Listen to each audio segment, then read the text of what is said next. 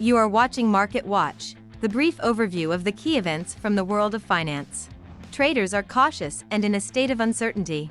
Optimism about the expected reduction in interest rates in the United States is limited by concerns about the publication of economic data, as well as expectations for the reporting of Nvidia, one of the leading companies in the field of artificial intelligence.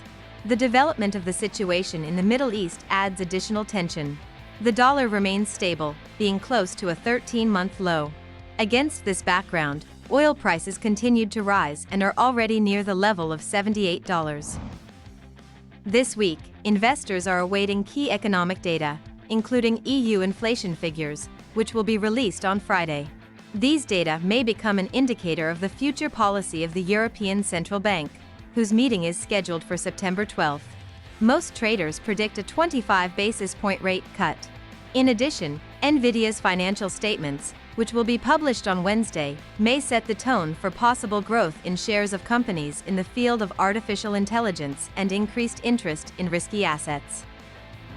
Also, on Friday, the Index of Personal Consumption Expenditures in the United States will be released, which is the main indicator of inflation for the Federal Reserve System.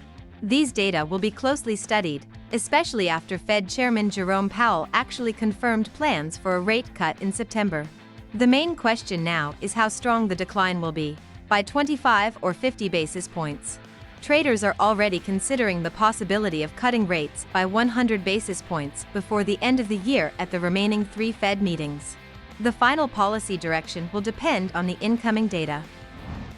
In the oil market, prices have increased by 7% in the last 3 sessions.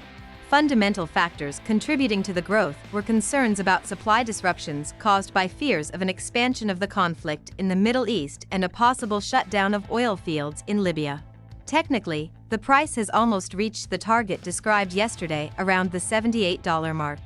Further development of the situation will depend on the general information background and the actions of traders in the area of this level.